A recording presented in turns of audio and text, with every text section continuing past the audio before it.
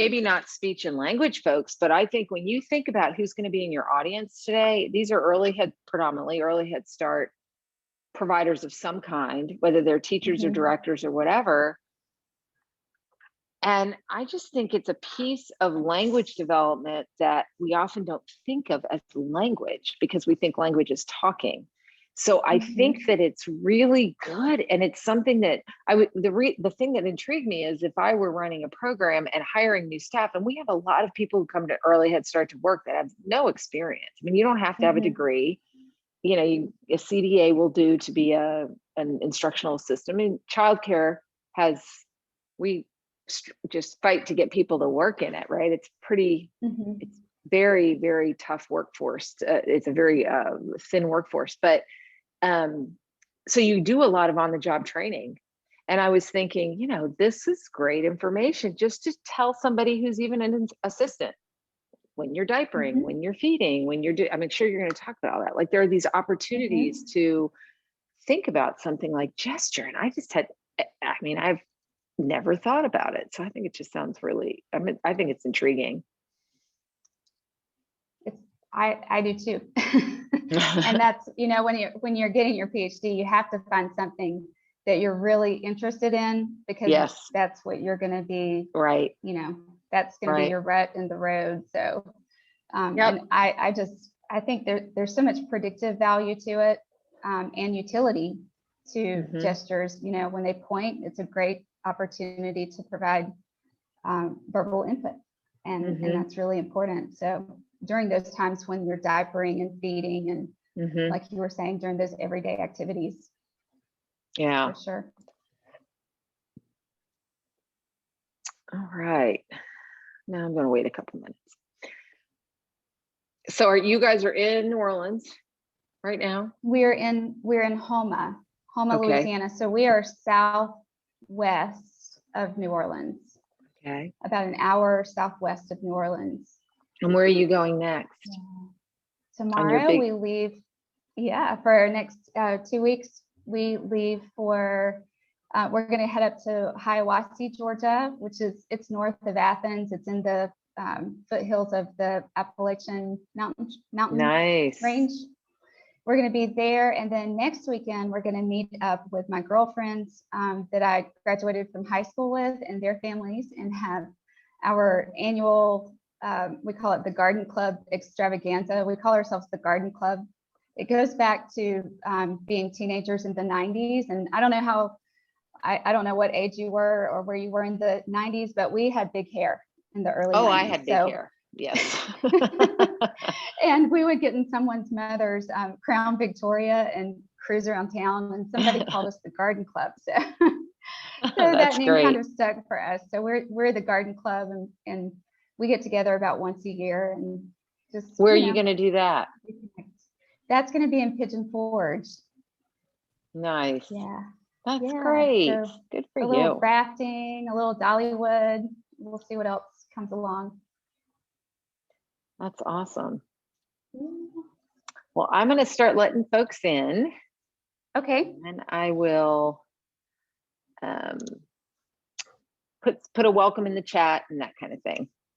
Okay. And I'm going to see if I can get the gallery view. Oh, yep. There we go. Okay. So I see people on the edge here. Perfect. All right. It was good chatting with you.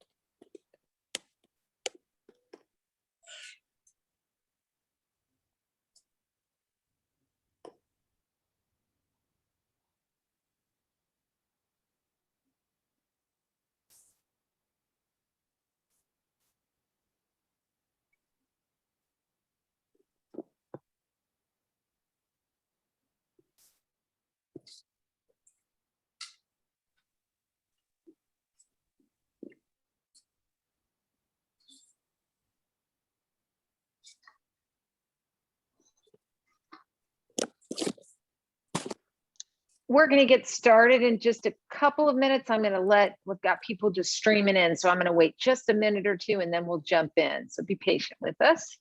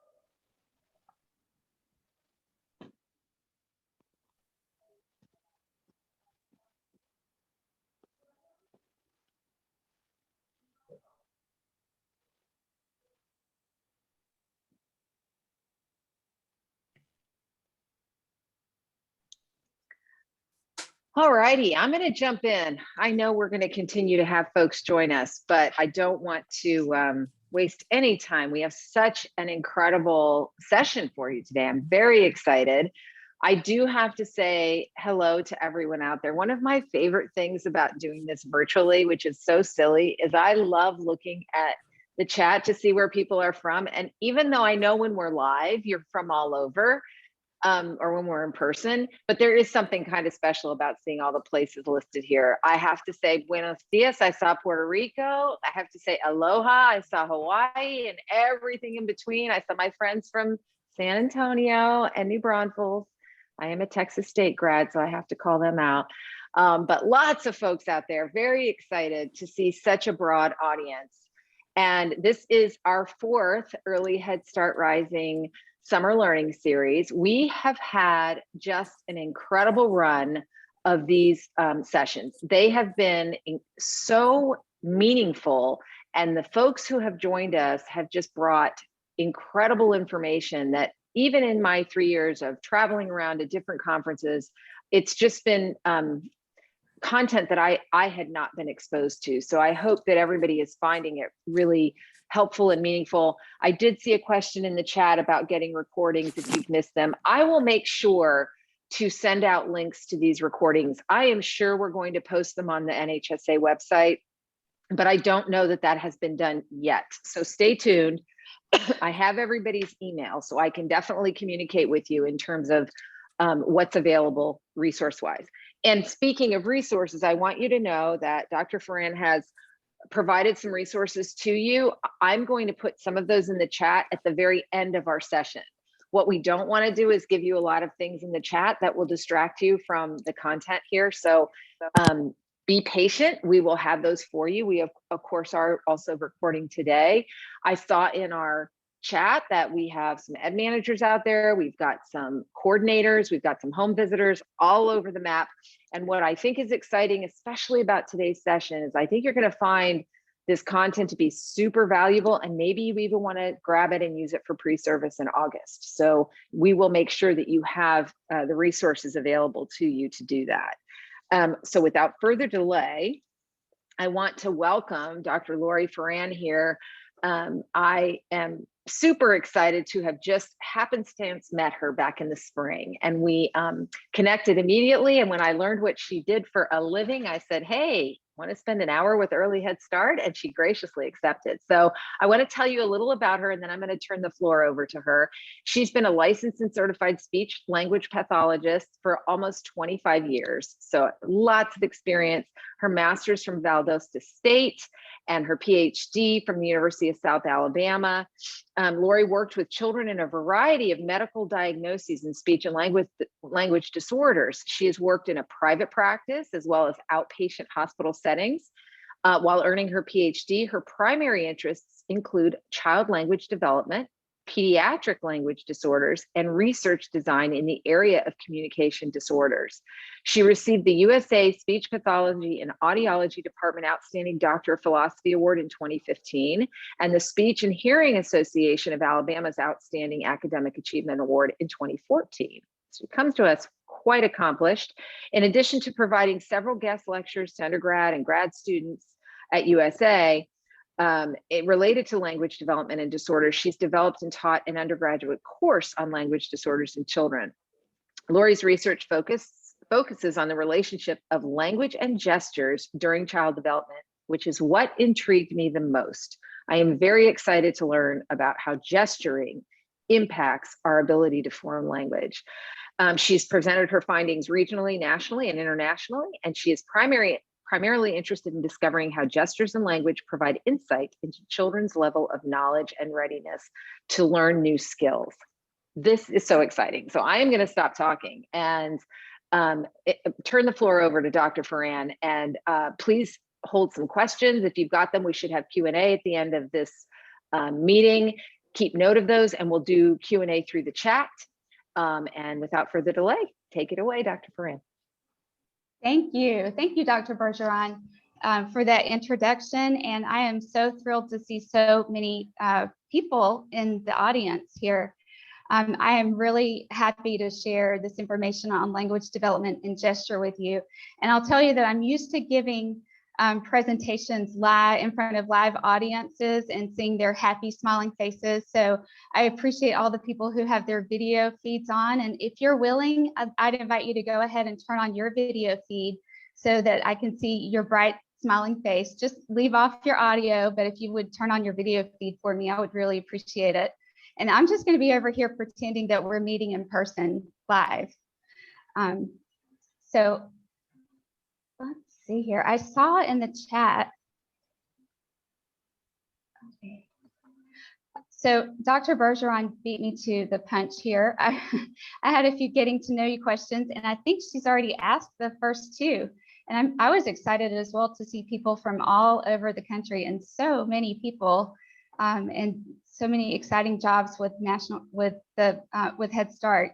So if you would go ahead for me and answer in the chat, answer that third question just for fun. What is your favorite ice cream flavor? And I'm just going to pull open see if I can see the chat as well. Let's see.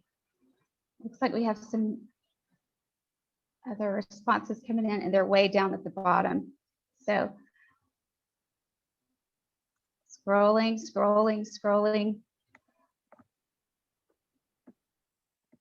Okay, Dr. Bergeron, are you there? I am here. Do you see any ice cream flavors? It looks like they are buried underneath. Oh, they're coming through fast and furious. I figured this was a great question at the beginning of summer. People have seriously thought about this. They took no time answering. That's why I wanted to ask it. I think we've already all broken the summer ice cream. We might have gone out last night personally, I'm just saying. Oh, so yeah, okay. We've got everything from Rocky Road to banana to cheesecake, pistachio, like you've got all of it here. This is an ice cream kind of sewer group. That sounds delicious, and that's making me very hungry. Yes, I wanted to throw that question in here just for fun, since it's so hot here where I am. I'll tell you that in a moment, and it's a great time for ice cream. So I'd love to hear all those ice cream answers. Yes, so Dr. Bergeron, as she mentioned, I am primarily interested in looking at how gestures and language development provide insight into children's level of knowledge and their readiness to learn new skills. Just to let you know, I have no financial or non-financial relationships to disclose. I am from Georgia, but now I spend most of my time in Houma, Louisiana, which is where I'm Zooming from today. And I'm a friend of Head Start, and I'm grateful for the service that all of you provide. And my favorite ice cream flavor is mint chocolate chip. So we will move forward here. Okay, so today, our agenda for the next hour, if you've worked with or lived with young children for any length of time, you're probably familiar with the developmental milestones. The physical development, when children get those first steps, when they get their first words, with language development, speech development, when they develop their speech sounds. And today we're going to be thinking about and talking about gestures and gesture development. And it's against that backdrop of other language development milestones that we will be talking about how gesture is intertwined with those other areas of development that we usually think of. So you can drop your questions in the chat box, and Dr. Bergeron will monitor that for me, and then I'll take your questions at the end. Today, we're going to define the types of gestures produced by infants and toddlers, describe the relationship between gesture and language milestones, discuss strategies to promote language learning related to gesture. So be on the lookout for these animations. I've sprinkled them throughout the presentation, and these are your tips and takeaways. In these pop-ups, I'll share with you some practical information that you can use in your home, classroom, and therapy environment with young children. And I just wanted to share this information along the way instead of saving it all for the end in a summary slide. So to kick things off, let's first define the term gesture. Gestures are manual, facial, or bodily movements, and these movements communicate meaning. Gestures can stand alone as a communication modality, or they can accompany speech and actually enhance spoken messages. Spontaneous gesturing is a robust and common phenomenon that's seen in typically developing children beginning in infancy, prior to the onset of the first spoken words, and integrated with speech across the lifetime. Today, we're going to be talking about the gestures of infants and toddlers, and we will uncover what we can glean from their gestures.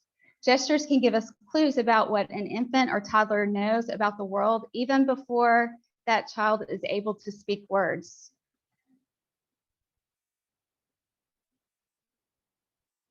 Infants and toddlers produce several different types of gestures, and these include dietic gestures, symbolic gestures, beat gestures, and then they begin to use gestures with their spoken words in what's called gesture word combinations. So I'm going to describe these first, and then we'll put them on a developmental timeline as part of the second learning objective. Dietic gestures. These gestures include showing, giving, ritual requests, and point gestures. The show gesture is where the infant will show you the object or the toy to engage the adult partner or the parent in an interaction, but they will not hand over that object. So the child in this picture is showing something to her mom, but she will not hand it over for the show gesture. Now, the give gesture is where the infant will actually give over the object to her partner to communicate. A ritual request gesture is where the infant conveys their want or need for something by reaching with an open hand or moving an adult's hand over, or moving an adult's hand to the referent of interest. So an example of that, you know how the bubble machines sometimes they have that little switch that's really hard for little fingers to manipulate. And so sometimes a young toddler will take your hand and put it on the machine to get you to do it. Has that ever happened to you? Well, that is a ritual request. A point gesture is really important. This is when the infant will extend a finger in the direction of the item to request it. And this seems to develop from using her fingers to explore objects in play, and from extending her finger as she's playing, such as activating a pop-up toy, for example. The point can be used for joint attention, such as when maybe a toddler points to an airplane in the sky to show his dad and to get his dad to attend to that airplane along with him. So that would be an example of using pointing for joint attention. Pointing can also be used for behavior regulation. So that just means to get you to do something for them. So a child might point at a package of cookies that's up on the top shelf of a pantry to get you to get the cookies for them. These dietic gestures make up 88% of toddlers' gesture repertoires. Dietic gestures are context dependent, which means they reference something in the environment, and they rely on context to convey meaning. So these early gestures that we're talking about are considered pre-linguistic. So pre means before, linguistic, think of words. So pre-linguistic, before words. So these are pre-linguistic gestures that occur and emerge before a child speaks their first word. So an example would be a young toddler might point at her dad's mouth to indicate eat before she can actually say the word eat with her speech. Dietic gestures emerge before spoken language, but gestures like pointing continue to be used throughout development.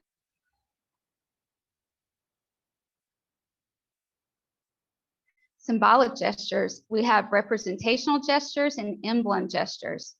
Representational gestures are iconic, which means they convey some aspect of the reference meaning, such as the shape, the function, a quality of the object, the spatial orientation of the object. For example, the girl in this picture is conveying an aspect of a deer, his antlers.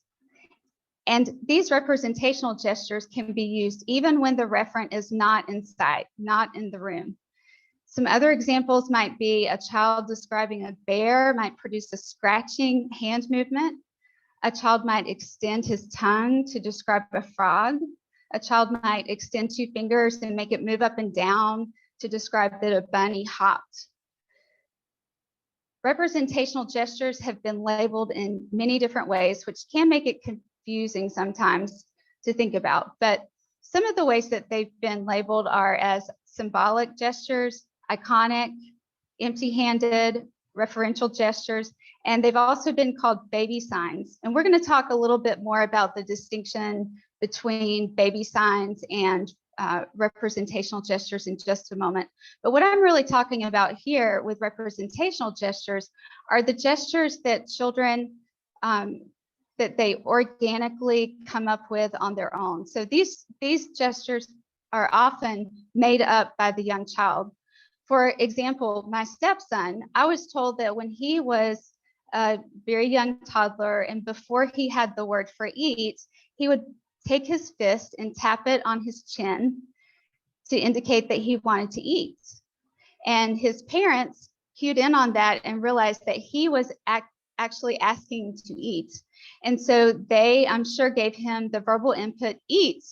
Oh, you want to eat. And then he obviously began to make the connection between that concept that he had for eat and the word eat. And now, of course, you know, he's an adult and he's able to say the word eat, and he doesn't need to make this representational gesture anymore. But that was a gesture that he made up on his own. No one taught him that representational gesture. So the fact that these gestures are made up by a young child is really interesting. And in fact, in 1996, some researchers published a popular press book that included a whole glossary of representational gestures that were created by infants, which I find truly remarkable. Emblems. Emblems are conventional symbols. And some examples are the high five, the thumbs up gesture, the okay gesture, and the wave.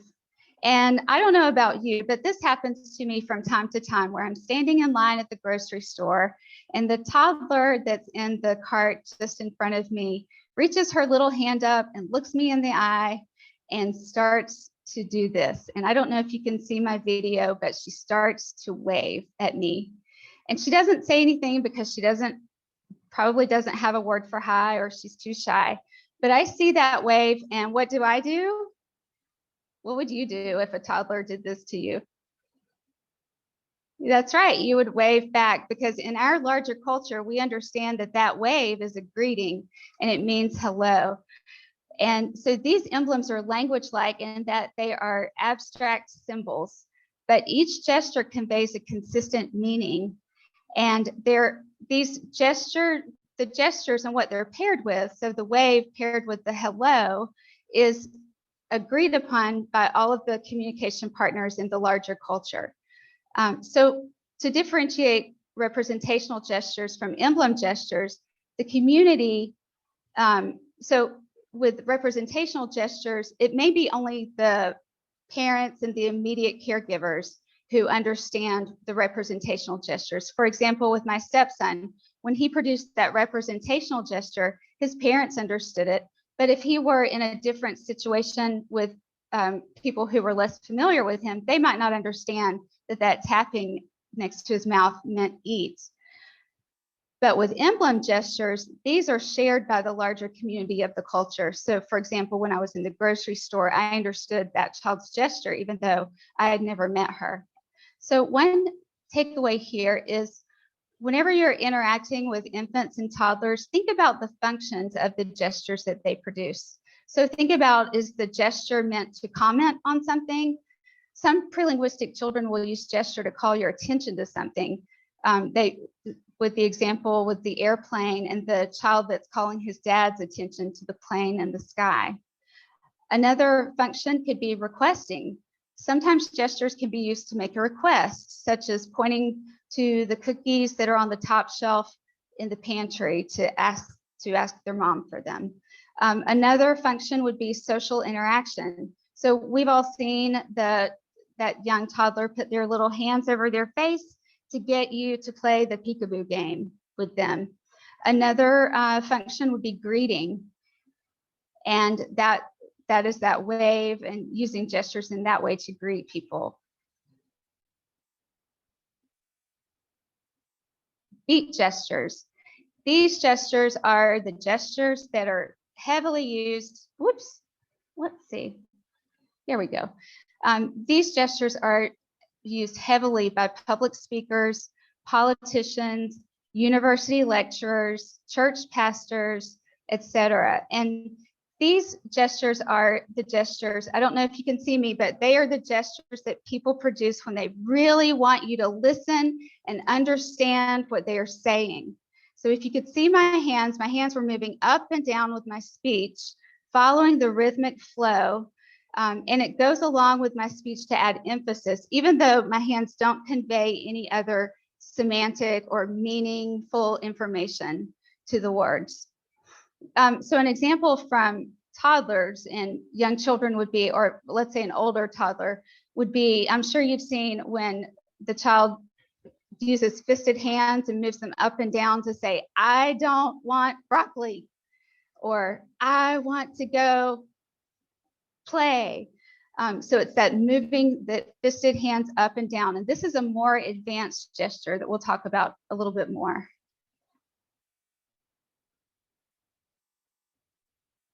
As children develop speech and before they start to combine words, they will often combine gestures with their spoken words. And this can take on two forms: complementary gestures and supplementary gestures. So a complementary gesture is where the information in the gesture complements the information that is conveyed in speech. And just to let you know, I prepared this slide actually over a week ago, and that beautiful creature in the slide there is my dog, my 3-year-old yellow lab, Casey. And I'm just telling you this because I had this example prepared, but this actually happened in real life 2 nights ago when I was walking Casey. We were walking in our neighborhood And we're walking along and we pass a toddler who is in a stroller, and he points at Casey and he says, "Da." And so what did we do as all of the adults? We said, "That it is a dog. It is a dog. It's a big dog." And so what he did is he pointed at the dog and said dog. So that's a complementary gesture in that the information in the gesture is redundant with the speech, and it doesn't add any new information to the spoken word. The supplementary gesture is where the gesture supplements the accompanying speech. So for example, the child might point at the dog and say big.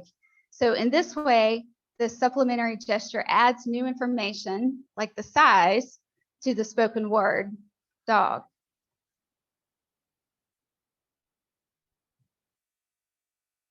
Okay, so you may be wondering, what's the difference between sign language and baby sign and spontaneous representational gestures?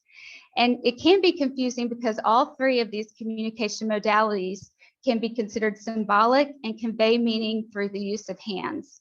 Sign language is not necessarily iconic, which means it doesn't necessarily, this sign doesn't necessarily have anything to do with the shape or the function of the object.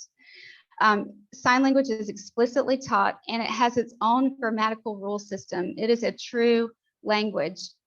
Baby signs, this is a little more nebulous because there are formal baby sign programs, and then there are some situations where parents incorporate baby signs in less formal ways. But in general, baby signs are not necessarily iconic. They are explicitly taught by the parents. So when I'm using baby sign here, I'm talking about signs that parents teach their children to produce. And it's not a technical sign language. It doesn't abide by all of the grammar rule systems that a language would need to. And then we have spontaneous representational gestures. And that's what I've been sharing today so far and what I'll be talking about in the presentation. These gestures are iconic. So they have something to do with the shape, the function, the location of the object, or a quality of the object. And these are the gestures that develop naturally and organically. So children are producing these gestures naturally, and they usually have to do with a single vocabulary item. So I circled this category because these are the gestures along with the naturally occurring dietic gestures like pointing that I'm talking about in this presentation. So the gestures these are the gestures that children develop on their own organically without any training. Let's move on now to describing the relationship between gesture and language milestones. And we'll see how gesture precedes spoken language and predicts spoken language in infants and toddlers. And then we'll consider whether gesture promotes spoken language in young children.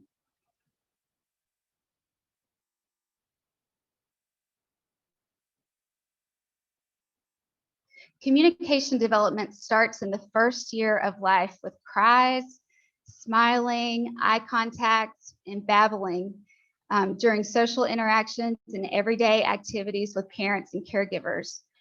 Between the ages of 8 to 10 months, there is a significant transition in development. And this time period has been termed a, quote, developmental watershed.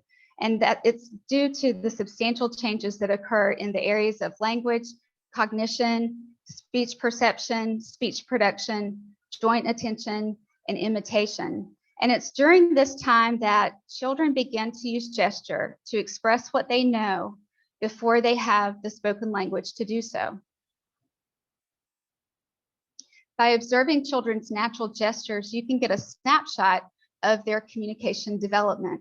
So put another way, children at this stage know more than they say. And if we pay attention to what they're doing with their hands, with their gestures, then we are also observing the knowledge that they have represented in their memory. And this information could be missed if we only looked at speech alone.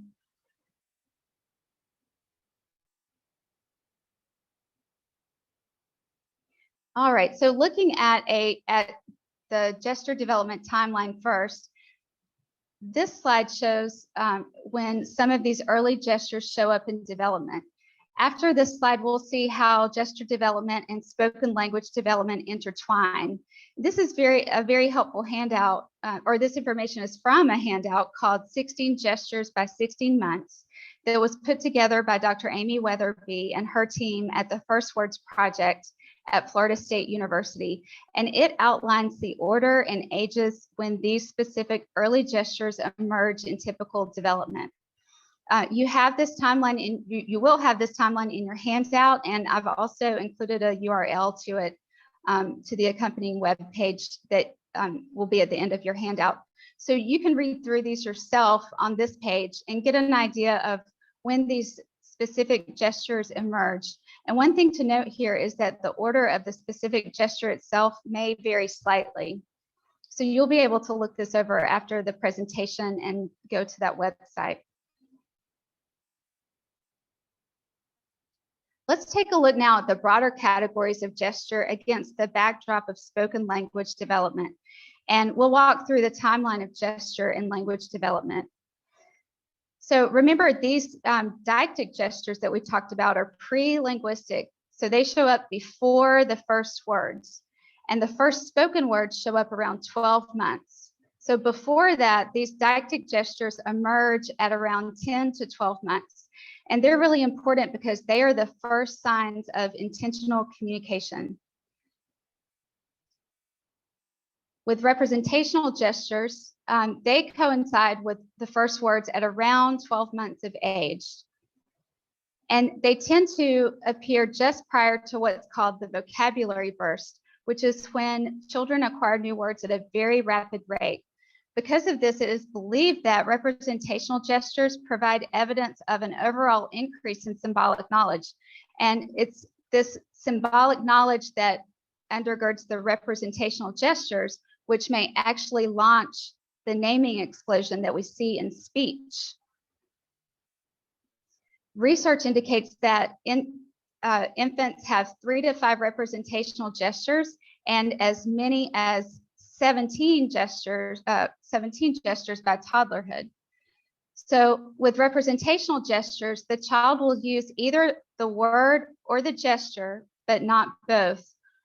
So for instance, with my stepson, he used the gesture for eat, but once he had the word eat in his spoken vocabulary, he no longer used the gesture for eat. So that gesture fell away because he didn't need it anymore.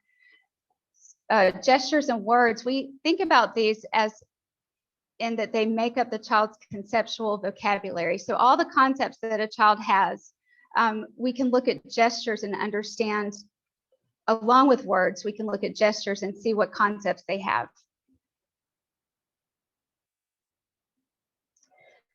Gesture speech combinations.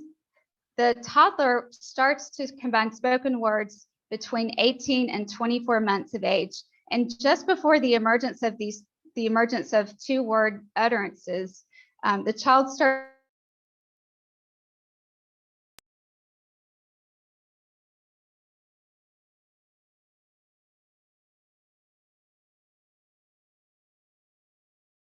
For example, the child may point to mommy and say mommy, or the child may say mommy and point to the chair to ask to be put into the high chair. These gesture speech combinations provide evidence that a child has more complex language representations than what their speech alone can show. In other words, they are expressing two concepts, one through speech and one through gesture. And that's going to pave the way for these later developing two-word utterances. So it's important to observe gesture as a valid modality of expression. It's important to look at gestures as a true communication. Routine-based gestures, the emblem gestures are the routine-based gestures like the high five, and these are surveyed at around 24 to 27 months on some of our speech and language formal assessments. The beat gestures, remember, those are the gestures, the emphatic gestures with the hands up and down a lot of times as an example. These gestures are the last to emerge. And this is a sign of development of morphology and syntax knowledge. And what that is morphosyntax, it simply means that the child is beginning to put words together in more advanced ways. So gestures overall will continue to be used throughout development and into adulthood by individuals. So now we've seen how gesture precedes and parallels spoken language. Next, we're going to look at how gesture predicts spoken language. A young child's pre-linguistic gestures predict which spoken language milestones are on the horizon for that child. In other words, if we have a typically developing child who is not yet using words, we can watch his gestures and make some general predictions about when he might start using words and even what those words might be. Researchers say that gesture is a window onto knowledge. And so it's what a child understands about the world before they have the speech to express that knowledge. And it is a window onto that same kind of knowledge, what we call symbolic knowledge, which is necessary for spoken language development. In the next series of slides, I'm going to present some research findings that show how gesture not only predicts spoken language, but it does so in some specific ways.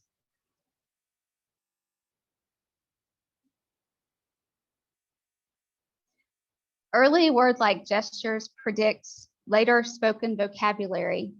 In one study, Rowe and Golden Meadow found that the number of meanings in gesture at 18 months predicted the spoken vocabulary size at 42 months in children. So in other words, the more children gesture early on, the more words they are likely to have in their spoken vocabularies later in development. In another study, Iverson and Golden Meadow found that many of the lexical, that means word, so many of the word-like items that each child produced initially in their gesture, in other words, what they were pointing to, later moved into their verbal lexicon, which means their spoken language. So what a child pointed to eventually ended up in their speech later on. On average, children produce a gesture for a particular object 3 months before they produced the word for that object. So for example, a child would point to a ball at 13 months, and then say the word ball at 16 months. Early sentence-like gestures predict later spoken syntax. Iverson and Golden Meadow also found that the age of onset for supplementary gesture and speech combinations predicted the onset of the two-word utterances. So those supplementary combinations would be like where the child points at a bird and says nap, and then that predicted the age of onset for the two-word utterances. So when the child would say bird nap, the mean interval between the onset of the supplementary combinations and the onset of two-word utterances was 2.3 months. So it gets really interesting in the predictive value there. Rowe and Golden Meadow also found that the number of supplementary gesture word combinations at 18 months predicted sentence complexity at 42 months. So these past two slides have highlighted the finding that gestures predict spoken language, but they do so in a selective manner.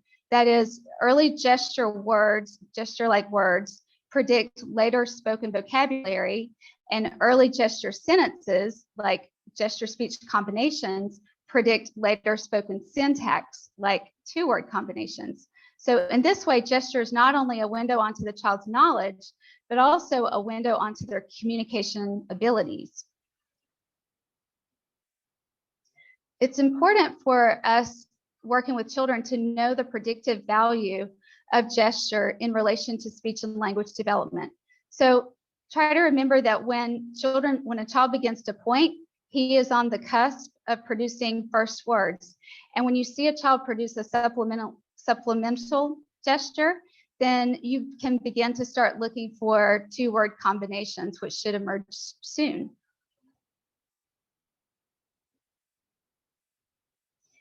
Okay, in the next couple of slides, I'm going to share a video of a child in the pre-linguistic phase of development.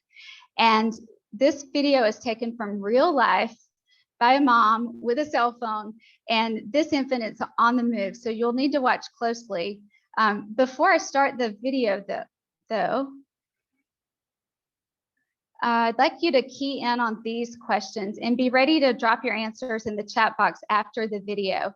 See if you can spot any gestures. And remember, we have those dietic gestures like point and show and give, and we have representational gestures. So see if you can spot any gestures, and then what else do you notice besides the gesture? What might this tell us about her future speech and language development?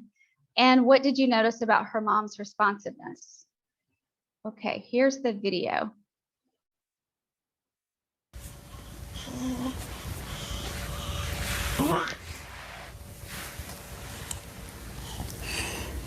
What you got there? You have some socks?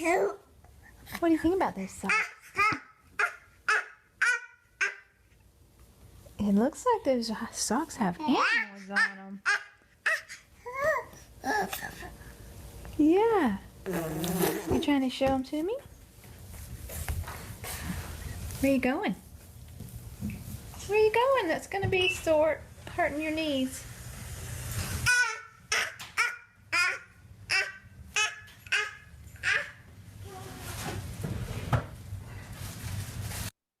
Okay, and then she gets away. So that baby is on the move. And so go ahead in the chat and tell me if you saw any gestures. What kind do you think it was? What else did you notice besides the gesture? What might this tell us about her future speech productions? What did you notice about mom's reactions and responsiveness? Dr. Bergeron, if you'll just shout out some answers for me. I can do that. Let me make sure I can see all this. We have all kinds of answers. So we have sharing and showing what she has, reaching, giving. And then we have mom asked open-ended questions. Someone noticed that, which I think is really great. Mom is narrating.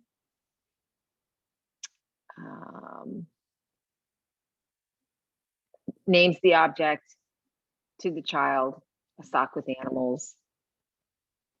And the response rate, someone noticed that mom responded quickly. Oh, wow. These are great observations. Yeah. Fantastic. One of the things I noticed when I first saw that video was the tone of the mother's voice. It's very calm. I don't know if that is significant, but I noticed that. It certainly can be, and that goes along with her responsiveness, and that she's using what you've heard of called motherese, and it's actually a really good thing to use with infants at this age, because the fact that she elongates her speech and she emphasizes the word sock, it helps that baby pick up the word sock and begin to associate it with the thing that she has in her hand. And when she hears that verbal input and makes that association, then later on down the line, what that might tell us about her future productions is that there's a really good chance she's going to develop the word sock from that interaction. So absolutely. And those responses were all absolutely, I would agree with. So let's see if I had anything to add. I don't know that I really did. I think everybody picked up on that. It looked like a show gesture, and that she joined attention with her mom as she showed her the sock. She had these vocalizations, these beautiful vocalizations and these rhythmic actions with her hands. It's not quite a beat gesture yet, but she's starting to combine those kinds of movements.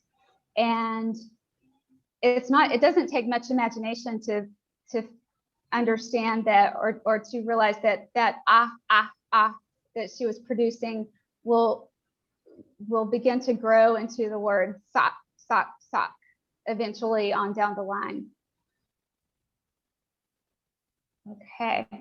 And the other thing with mom's responsiveness and reactions, yes, she was very responsive with the child and reacted very quickly. That's right. And she also, I don't know if you counted, I counted that she said the word 3 times. So she gave that verbal input, which is so important to her child, 3 times. And that's going to help her child make that connection between the object in her hand and the word sock. So mom capitalized on that show gesture to give her that verbal input. The next question we have to answer is, do gestures promote spoken language? And we'll look at the spontaneous child gestures and the gestured input by adults. Remember here that we're talking about the pointing and the iconic gestures that children use naturally and spontaneously, and not those that are taught by adults. So gesture gives, let's see, making sure I'm on the right page here. Gesture gives young children the opportunity to express ideas that they are not yet able to do through speech. And parents and other listeners may attend to those gestures and translate them into speech, just the way that that mom did in the video with the word sock. These real-time translations provide children with timely input at just the right time on how to express particular ideas in speech. One study found that when mothers translate their gestures into speech, their children produce, the mothers, when they translated the gestures that their children produced into words, those words that the mothers translated were more likely to become part of the child's vocabulary in a quicker way than the words for gestures that mothers did not translate. Gesture could play a causal role in language learning by providing children with the opportunity to practice ideas in communicative constructions, the same ones that underlie language, in a way that they're not able to do through speech. So putting two concepts together through supplemental combinations with gesture and speech, that underlies those two-word combinations that are going to be developing later. So it's through this repeated practice with gesture that seems to pave the way for later language acquisition. And this is a great tip for parents and speech language pathologists and teachers. Whenever when a pre-linguistic child gestures, be sure to translate that gesture into a word. So if you're diapering, or if you're in a feeding situation and they point to their cup, let's just say you're feeding them and they point to their cup to ask for it, but they're not yet able to say the word cup. This provides you with the opportunity to give them verbal input and say the word cup. And in this way, you are providing the verbal input at the perfect time when the child is primed and ready to learn that word cup. Some benefits of adult gesture, so gestured input on language development, is that it grabs and guides the infant's attention. And it's this attention that provides the opportunity for later language learning. Parental gestures have been shown to increase. Oh, there we go. Now we're together. Parental gestures have been shown to increase gesture use in children. In one study, children whose parents were trained to model gestures and words had a greater repertoire of gestures at the end of the study compared to the other groups. And additionally, the children who were taught to gesture performed better on measures in spoken language development. So in this study, a benefit was seen not only on gesture use, but also on language development more generally. So this finding has been seen in other studies as well, in which maternal gesture use predicts infant gesture use, which in turn predicts later the infant's language development later, and in some cases more than 2 years later. Gesturing may also scaffold word learning by enriching semantic knowledge. So research suggests that gestures can act as a visual cue for language learning due to the fact that they highlight the salient features of the object, like the shape or the function or the spatial orientation. And that by highlighting those salient features, it may make the concept more easily learned by the child. For older children, gestured input has been shown to support word learning comprehension by kindergartners and following directions by preschoolers. Capone and McGregor, in a study looking at toddlers 27 to 30 months of age, they found that gesture input that highlighted the shape and the function of the object had a positive effect on word learning compared to a condition when no gestured input was provided. So when interacting with young children, be sure to produce the words along with the gestures. And in this way, you'll establish joint attention and help call attention to the referent. And it's really important to make sure that you pair your spoken words along with the gesture, because that's what's going to help make that connection and help give the verbal input. So for example, if you're near a field with a child and you see a cow, you could say cow and point out the cow in the field to the toddler. And in this way, you're going to share in joint attention and focus the toddler's attention on the cow as you provide the verbal input. And that's going to help them make that connection.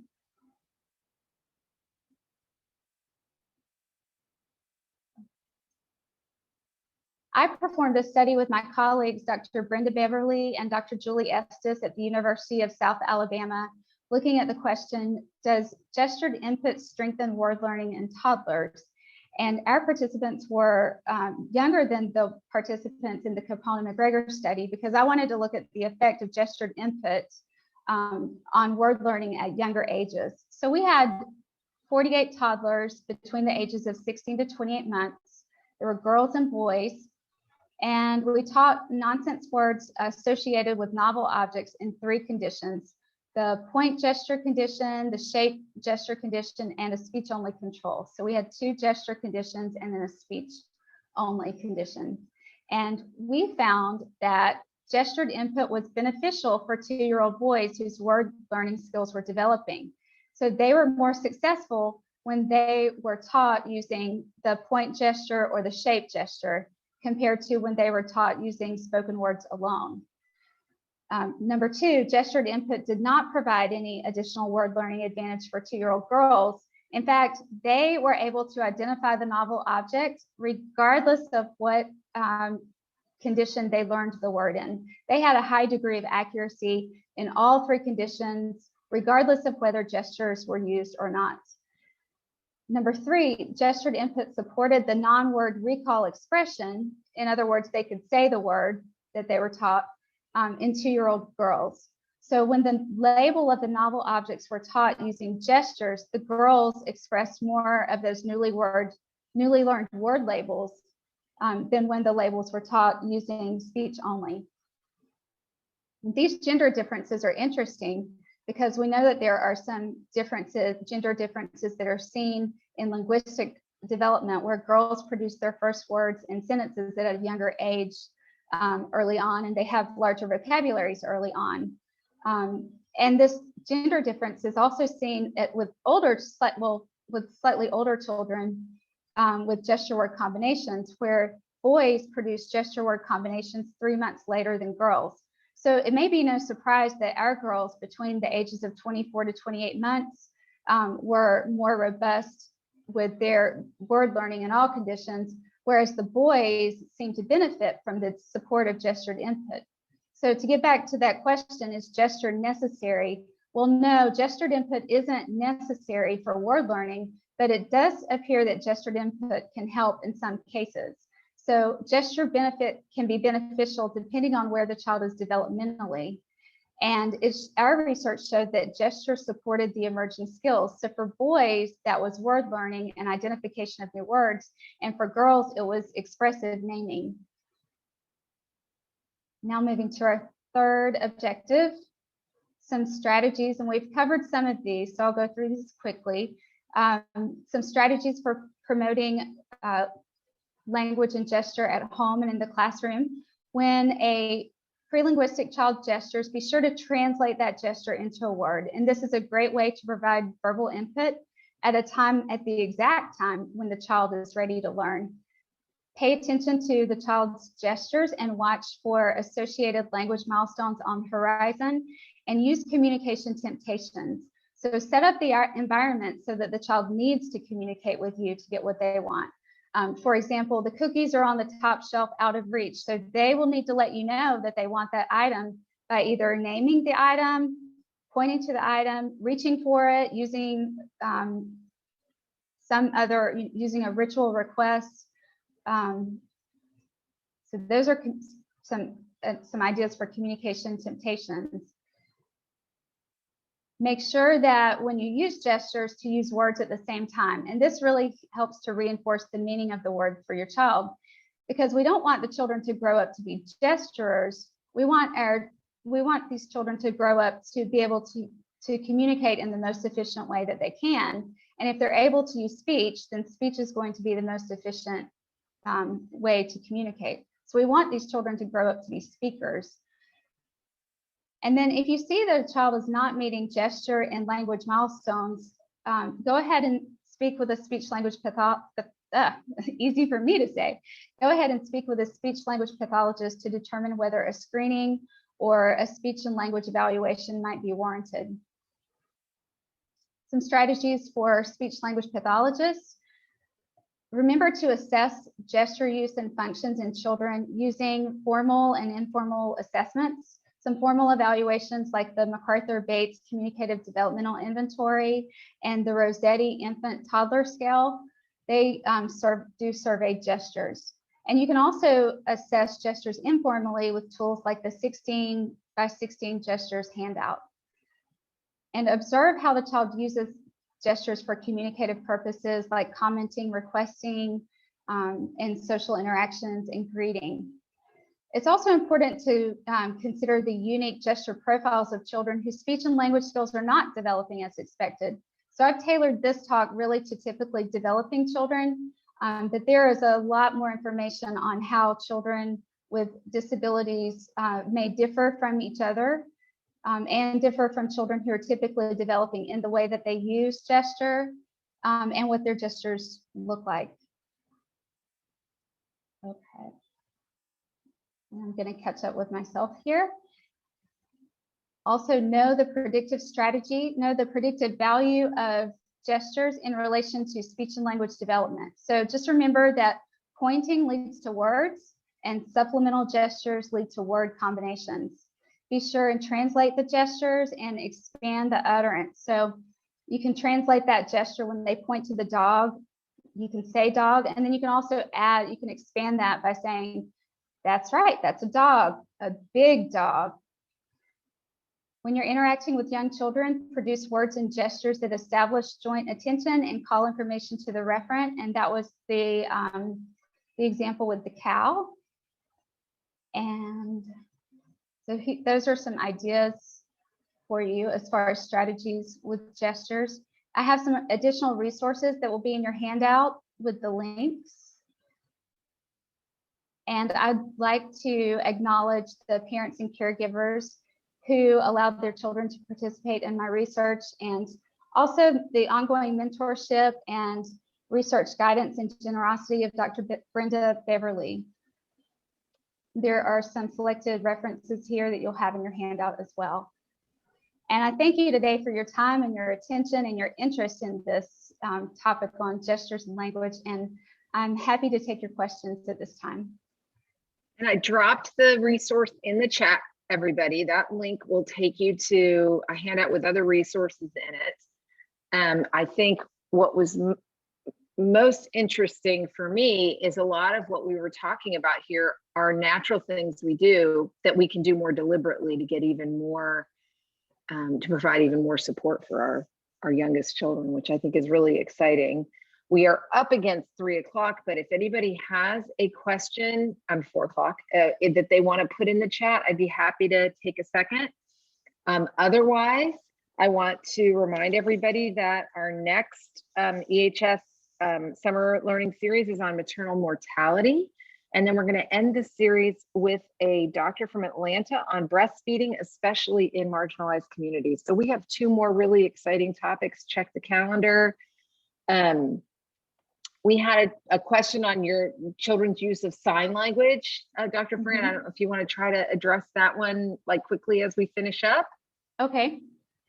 So what are your thoughts on children using sign language when they can speak, but they choose sign over or gesture over spoken language? Do you have any experience with that? Or when they can speak?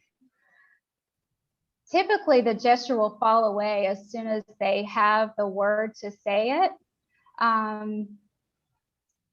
So that's a tricky one because we do want the child to speak, to use their speech to make requests. I was actually thinking when you were talking about this was aimed at typically developing children, which is a great place to start. Maybe we might like to have you back and really focus on delays, and what does that look Okay. like? And maybe this is an example of that. Even if I have the spoken language, I'm still choosing gesture for a reason, Sure. and identifying that. It might be exciting.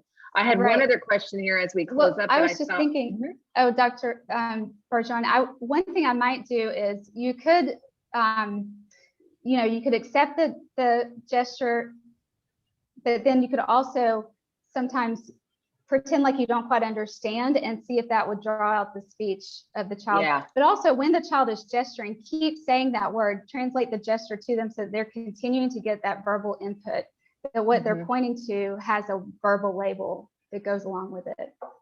And we had one more really interesting question. Did you do any research or know anything about whether there's a correlation between gesture and social emotional development?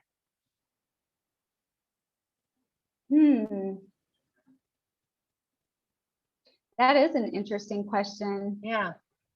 I've not ever given that much thought, but it might be worth it just investigating in terms of communication or development. I'll make a note of that. This is great. It's great to have questions that we don't have the answers for right this second, because then we can get back together. That's right. I know we're up on the hour, so I'm going to go ahead and thank you so much for coming. And everybody, I will be sending out a link to this. I do think this would make great PD for pre-service. But maybe we want to look at doing another session, maybe later in the summer or in the fall, just to kind of continue this conversation. This was very valuable. So thank you so much. And thanks to everybody out there for showing up. We appreciate it. Thank you. All right. Have a great afternoon.